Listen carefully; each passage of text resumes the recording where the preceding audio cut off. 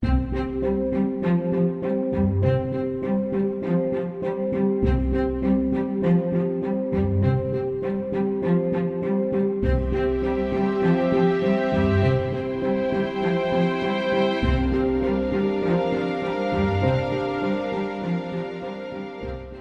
you look at the amount of hydrocarbons that human activity produces, and then you look at how many gigatons, and you'll often hear the number of gigatons that that human activity, anthropogenic, creates. But if you do the math, and I just did the math for you, and I can show you that later if you don't trust me. But if you do the math, you'll find that it's about 15% of that 3,100 gigatons of carbon dioxide in the atmosphere is attributable to humans. Now, this is global. This is global humans. So 15% is another key number. And so that means, and then human activity produces 1% of that balance, of which, oh, excuse me, I had that backwards. Human activity presents 1% of that balance. And then United States produces about 15% of that 1%. See, my colleague's got his calculator going over there. It's pretty good. He doesn't trust my math. That's okay. Absolutely. Trust but verify. Well, and that's part of the scientific method, that you have to present your stuff, and I'm doing this so you can falsify it. So the reason I'm doing this instead of just giving you the numbers so that you can falsify it in accordance with the scientific method.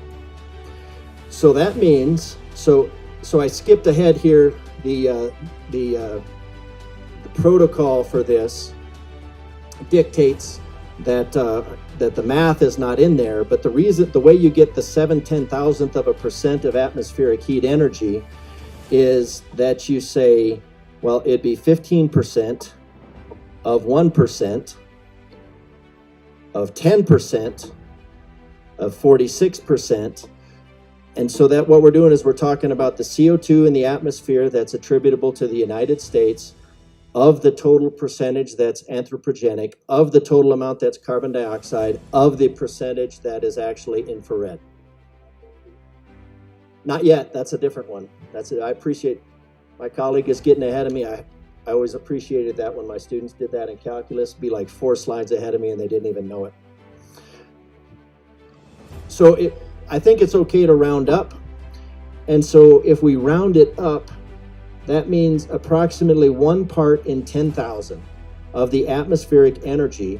So in this room, let's say if you took any section of the atmosphere, well, most of it is due to the hot air of the legislators in this room, mostly me right now. But so any part of the atmosphere in general, 1/10,000th of 1 part in 10,000 is attributable to the United States-based hydrocarbon usage from the United States. So like any part of the energy in the atmosphere is ultimately what drives our climate and weather. So 1 part in 10,000 of the atmosphere is attributable to the United States.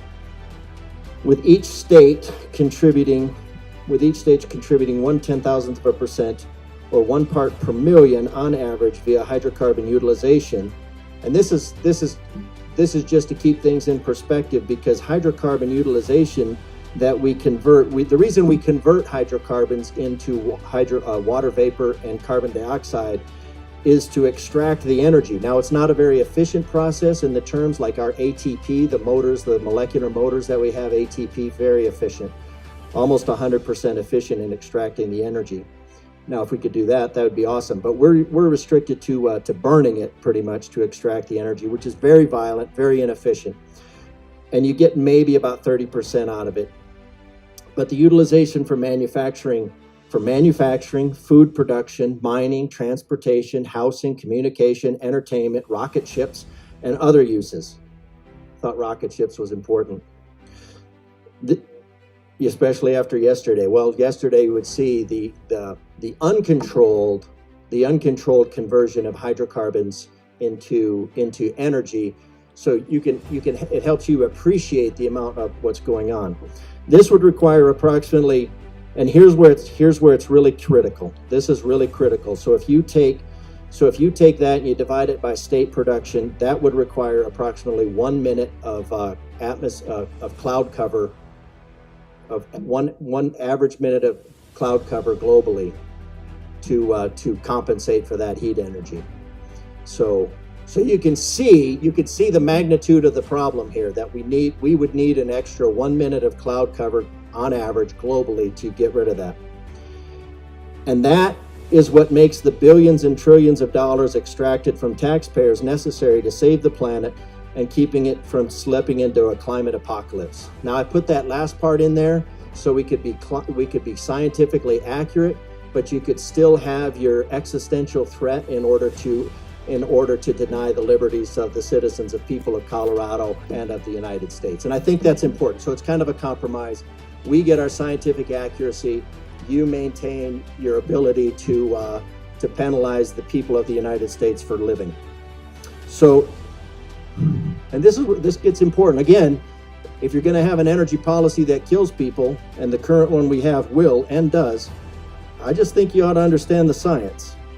In recognition of the additional planetary risk of the impact of increased solar irradiance since the Industrial Revolution, and some of you don't know this, but some of you do, that solar irradiance has increased by about 1 watt per meter squared. Now that looks pretty small considering the 1360 to 1365 it is on average, but since the Industrial Revolution, being the equivalent of 662 billion barrels of oil. So that little bit of extra sunshine is the equivalent of warming our planet with 662 billion barrels of oil every year.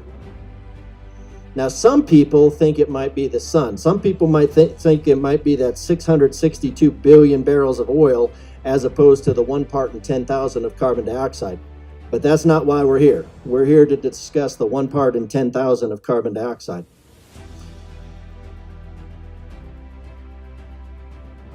So I put it in terms of Hiroshima events, not to be insensitive because that was a horrible tragedy. But 63 million, that's the equivalent of 63 million Hiroshima events every year. So again, some people think that the warming of the planet is due to the equivalent energy of 63 million Hiroshima events per year, but others think that it's the energy attributed to human activity in the United States, which is 1 part in 10,000 of any of the energy. And you know that if you think about the difference between dry air and humid air, you'll automatically know that humid air has more energy in it because that's where the energy is carried. So again, in deference to the sponsor, I'm including the language here so that we have the existential threat, because the existential threat is really what drives the ability to extract everything from our citizens, because there's no reason for them to have money in their pockets if there's the existential threat. So I've left that. So there is no time to waste in reining in the trace gas that has proliferated in less than 200 years since the Industrial Revolution from 3 molecules in 10,000 to 4. That is 3 molecules in 10,000 to 4 is a 33% jump.